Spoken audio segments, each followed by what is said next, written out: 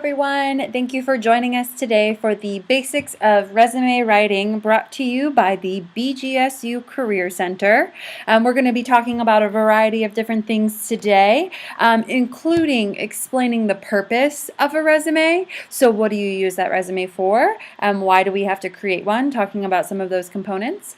Identifying the different components of a resume, what different sections should you be including, not including, ways that you can adapt your resume depending on your experiences, how to format it, so what size font do you use, what types of fonts, things like that.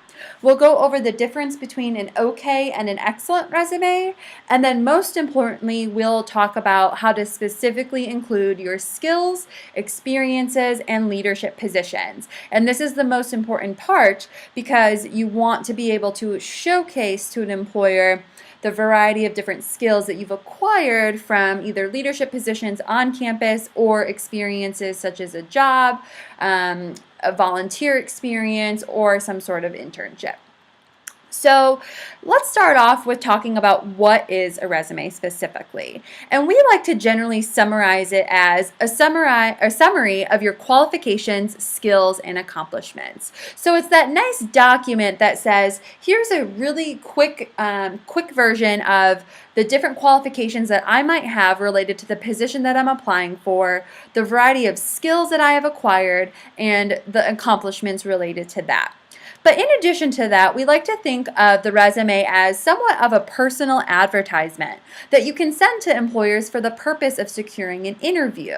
So we like to think of it as a piece of paper that really sells yourself or sells the skills that you have that you maybe want the employer to quote unquote buy from you, right? And so we like to think of it as that nice summary that advertises what you can bring to that employer. It's important, though, to kind of think about resumes before we get into all the nitty-gritty details, why it's important to stand out, and rather, how will you stand out? And so this is one of my personal favorite things to share with students and potential professional employees all around, is the fact that the majority of employers, over 50%, only spend about 1 to 3 minutes actually looking at your resume. So that's why it's really important to make sure that when you're organizing your resume and you're picking the different experiences that you want to share, that it's nice and organized and you're picking the best skills and experiences to highlight your qualifications, because that employer isn't going to read every single word, right? They're only going to really skim it, look for the keywords that they might be looking for, and then decide whether or not they want to extend you an interview. So that's why we're going to be sharing a variety of different tips and tricks today to make sure that you can kind of supersede those 1 to 3 minutes and really stand out with the employer.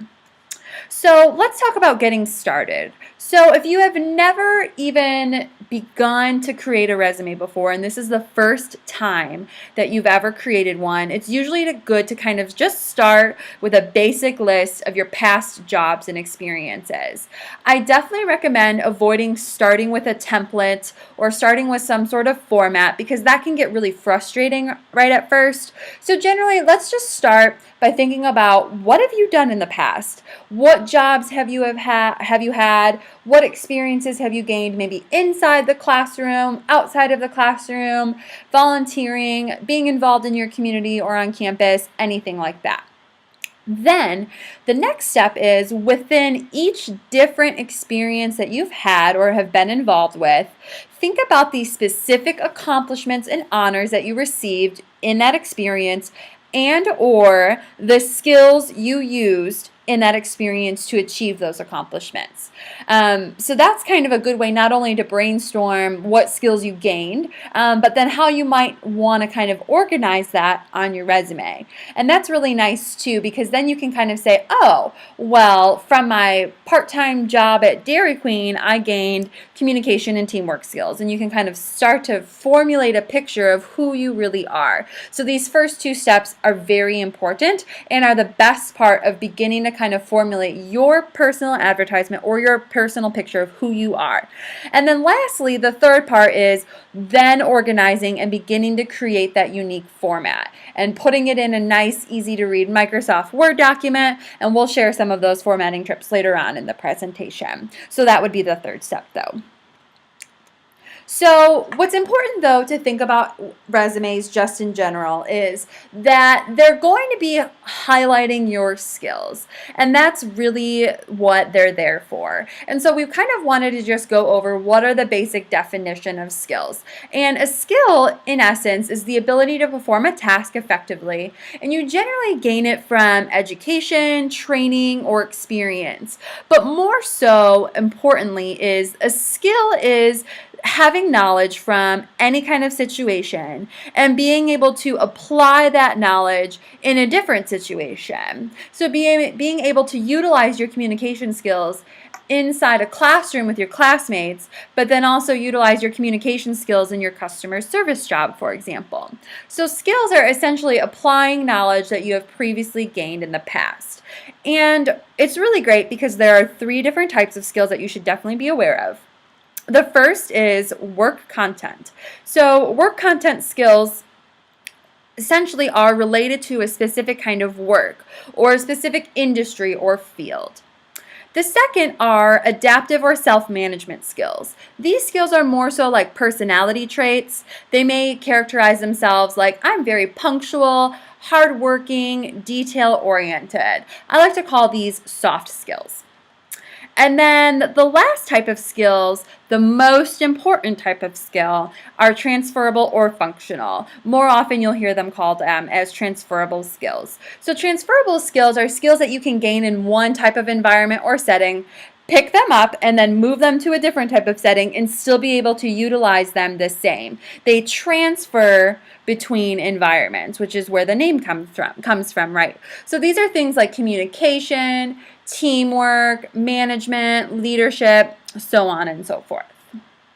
So breaking this down so you have a good idea of the more examples of each of these skills, specifically within work content, specific examples of this might be like AutoCAD for engineering, C++ for computer science, sign language, operating a specific kind of machinery, lab techniques, things like that. They generally require a very specific set of knowledge and generally a lot of different preparation and training. And so that's generally why they're reserved for work content. You're only going to be able to acquire and utilize these skills in a specific type of work.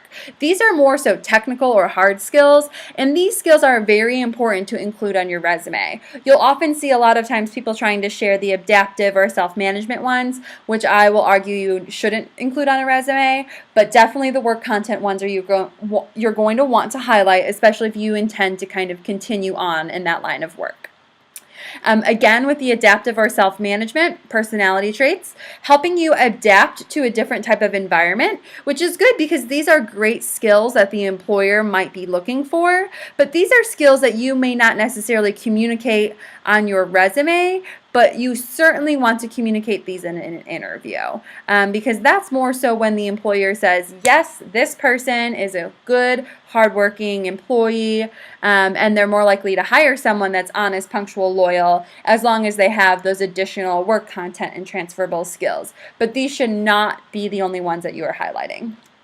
And then again, lastly, the functional or transferable skills. Generally, you can use them in a lot of different environments. They're the most important skills to highlight on a resume. They're often what employers are looking for, and so they're very important to include. So more examples: supervision, teaching and training, writing, coordinating, managing, and creating. All right, so some examples of how you might see this on a resume and see the skills highlighted are like this. And you might notice that the verb that's underlined within each bullet point communicates a certain kind of skill. So the first bullet point here communicates the skill communication. And we say that by communicate ideas about upcoming events, projects, and organization needs to members. And this is a really great strategy because now I, as the employer, can see that you have communication skills because you're highlighting your transferable skills on your resume, and you're also providing me the context from which you've gained those skills or from which you've utilized those skills. And so you can see the other examples here, like managed membership lists, email accounts and organization records, coordinated recruitment events, utilize Microsoft Excel. So you can kind of see the variety of different skill sets that we've provided here. Okay. So more so on the skills that the employer is looking for, you might kind of be wondering, well, I have a lot of skills, which ones should I definitely highlight? And so this is a list of all of the essential candidate skills as of 2011. As far as I know, they haven't changed too much. That employers have said this is what we are looking for in a candidate. And actually what's interesting is the number one skill is actually verbal communication skills.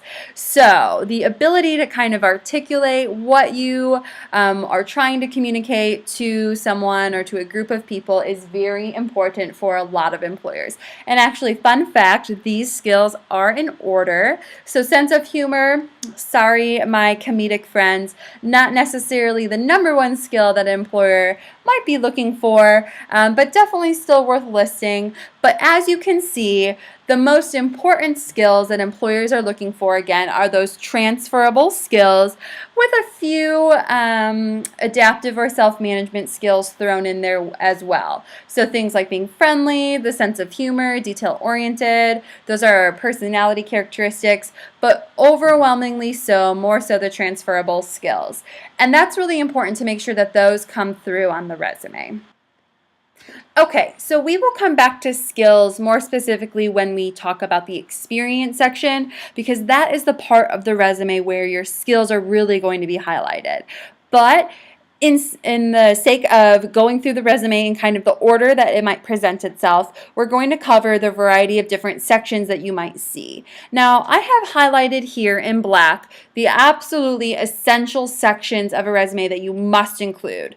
And then in yellow, the optional sections. And the reason that these are optional is because not necessarily everyone is going to have these sections on their resume, though they are still good to highlight if this does apply to you.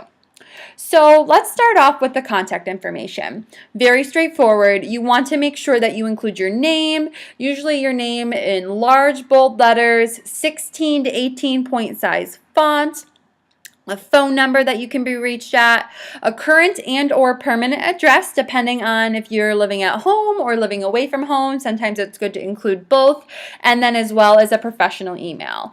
And so generally a good rule of thumb is to just use your college email account because it's already professional. It's usually some sort of version of your name. So you want to generally avoid like basketballboy32 at hotmail.com and shoppinggirl at yahoo.com or whatever combination of hobbies and interests that you're trying to share with the world. Employers very much see that as a red flag of someone who is not quite as professional, and so it's always good to make sure that your email account is professional. And that the employer would not see any red flags with it. So this is essentially a good way to lay out the contact information. The way that you can do this in a resume is through inserting a table into the header with 3 columns, and then you can insert the appropriate information into each of the 3 boxes so that the information does not run into each other, and then you can edit that table to have no borders. And so that's a nice and easy trick if you have 2 addresses that you're trying to include on your resume. Though there are a variety of different ways to format it, this is just one suggestion from us.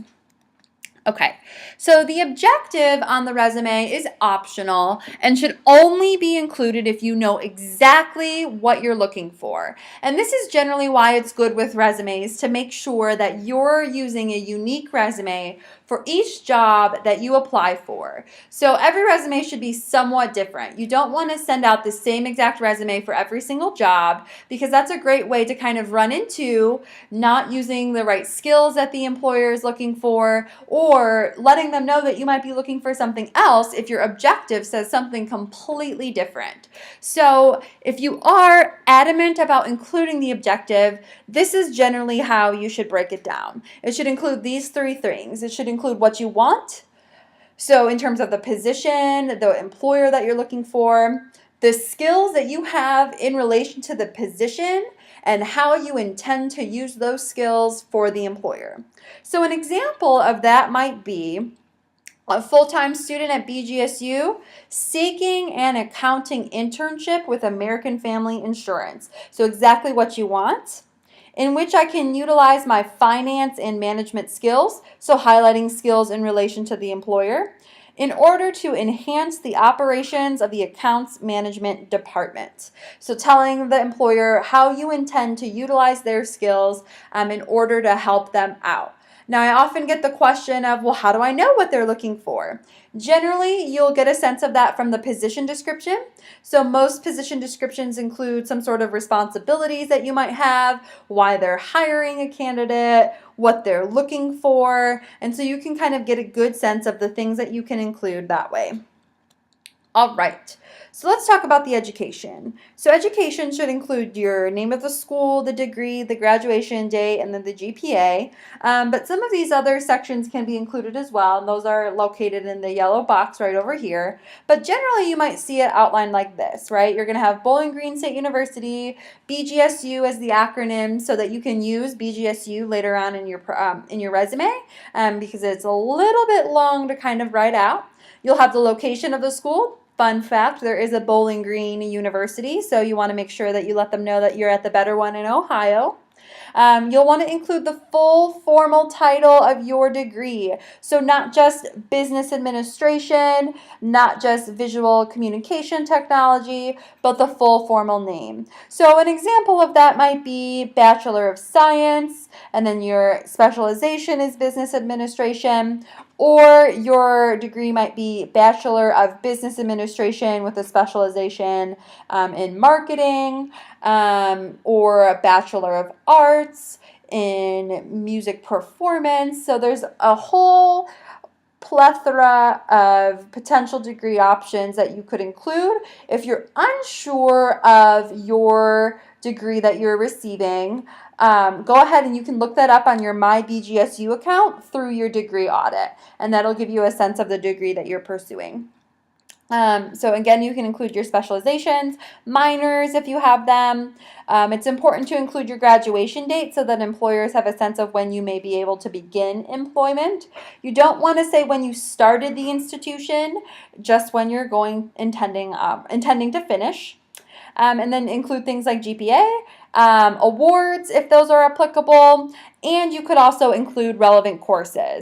And relevant courses are good to include if you don't have a lot of experience in terms of like jobs or internships yet, because that can highlight to the employer essentially the basic knowledge that you have in terms of the classes that you've taken, and if you want to highlight some of the projects that you might have completed. A good example of this is a lot of times our computer science majors at BGSU will do very in-depth projects where they're required to design certain kinds of programs or websites or things that clients would potentially request. So you can talk about those projects and things that you've designed or created to highlight to an employer some of your classroom experience related to a field or related to an industry. So definitely important to include if you don't have a lot of supplemental work experience.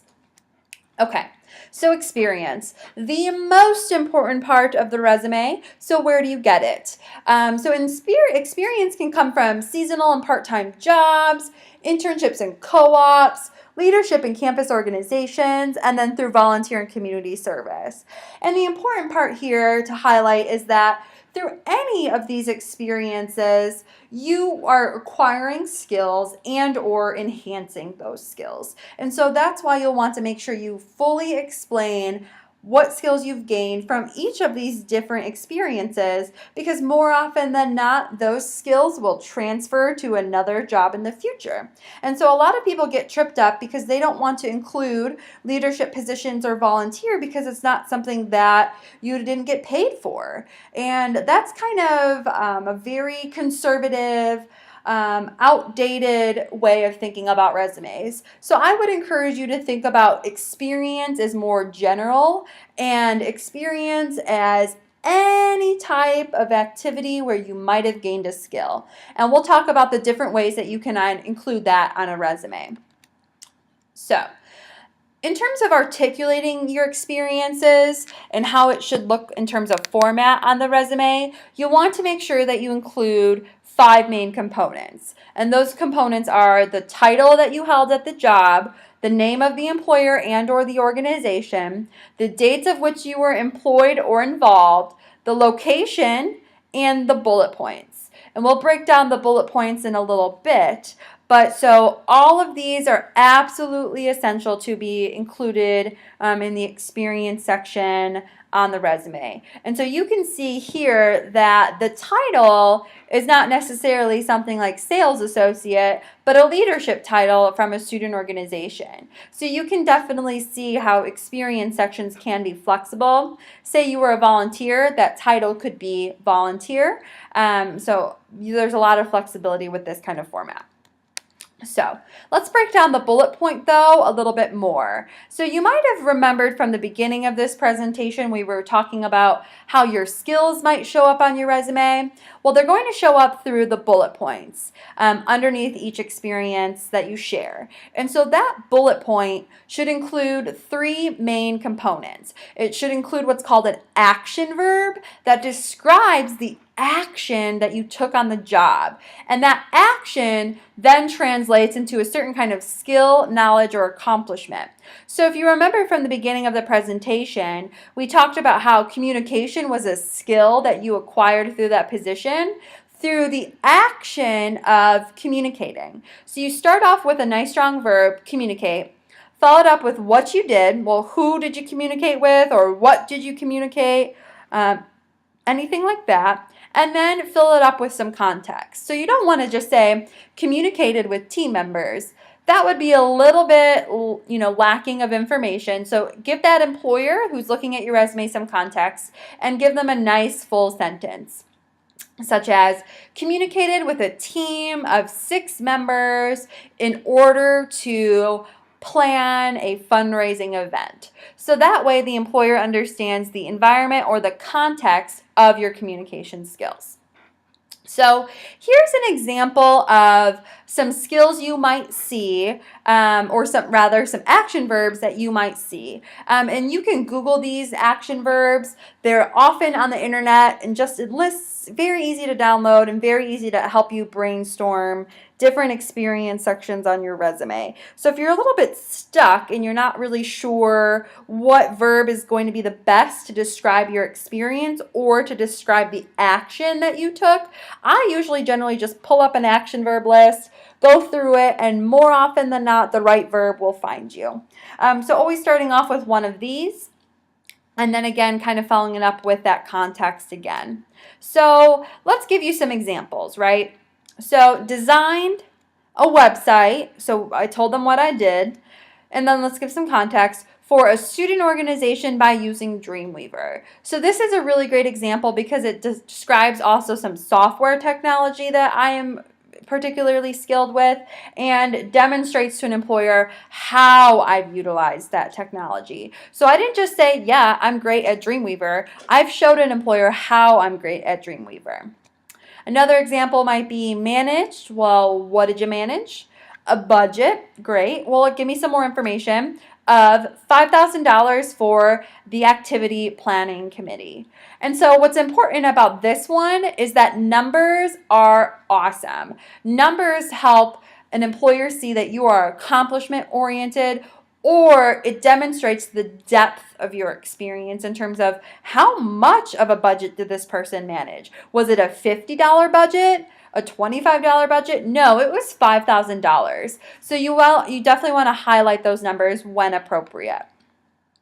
Okay, So let's do this where we might take some examples of okay statements, and then we'll turn them into excellent statements. So let's go through it.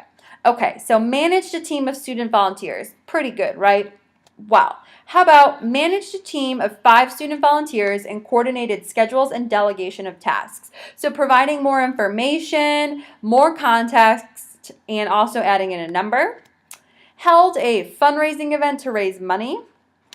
Coordinated a fundraising event attended by 150 plus people, raising more than $1,000. So not just talking about my general day-to-day responsibilities, right? But more so my accomplishment or something that I really changed or did that was specifically spectacular. And then adding in, well, how much? Because what if that fundraising event was only attended by 5 people, right? 5 people versus 150 people, way big difference. So if you have those numbers, again, include them in there. The other point I would like to make about this example is that held, while still, accurate in terms of what you did, it doesn't really describe the actions that you took. It's not very clear. I don't necessarily get a good skill out of that. So a stronger verb is coordinated, and I get a lot of skills out of that one. All right. Recruited agencies and students to participate in a day-long service event. Recruited 50 agencies and 300 students to participate in a day-long service event. So again, the importance of adding in numbers. Okay, so here's an example of a position that's maybe showcasing your leadership of a student organization on campus with all of these different components included. And so I'm not going to necessarily read this all for you, but I'll give you a moment to kind of read this through, see how the different components are highlighted, the strong action verbs that are being utilized in the context that is provided for the employer. Okay. Just a few more examples of how you can kind of include your experience. Fraternity leadership, for example, or an internship. Just a few more examples here.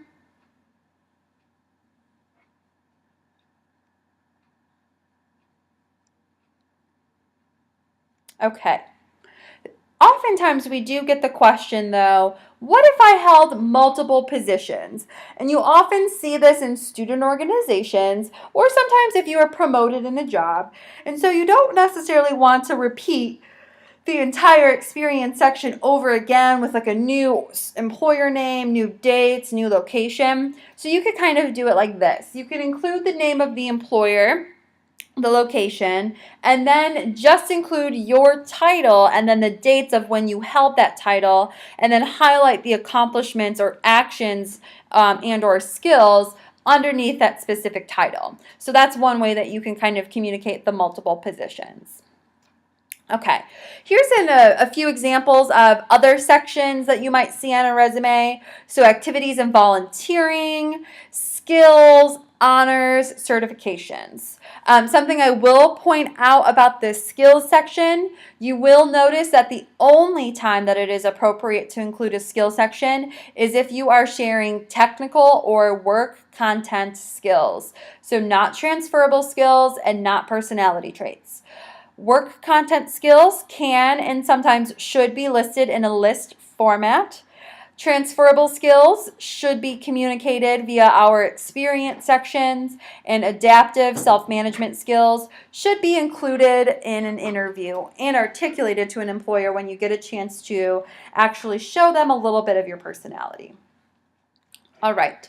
So in general, you'll want to start organizing your experiences and making sure that everything is in chronological order, or rather reverse chronological order. And so the way that you can start kind of doing that is just categorizing your experiences. So you may not necessarily have everything all in one long, large list. You can kind of categorize things by like relevant experience, leadership experience, or additional experience. And this is a great strategy because you may not necessarily have a ton of relevant experience related to the job that you're applying for, but maybe you did something 2 years ago and you want to make sure that that's included at the top of your resume. So that's where it's good, so you can create a relevant experience section, and then all of your most relevant experiences are pulled to the top, and then you can kind of organize after. Within each section, though, or within the total resume, depending on what you choose to go with, you'll just want to make sure that everything is in reverse chronological order, which means most recent to least recent. So what's most current to the present, and then furthest in the past. And then generally you'll want to make sure that you don't go beyond 2 pages. You should never, never, never, ever go beyond that unless you have been working for 25 years. So for most students, 1 page is perfectly appropriate. Though I will occasionally see education majors who have to have a lot of just different observations and teaching experiences. Theirs generally go on to 2 pages. So that's where that would be appropriate. Okay, just some general tips and tricks for you to be aware of. If you're printing your resume out, make sure that you use high quality paper, only white, tan, beige, or off-white. Don't use color. You'll want to make sure you use the same paper for your cover letter. Don't go any smaller than 11-point size font. And then again, that length of the resume should be between 1 to 2 pages. Okay, so that wraps up our resume presentation. If you have any questions or comments, feel free to tweet at us using the @BGSU Careers Twitter handle or the hashtag HireFalcons. We look forward to hearing from you soon. Thanks.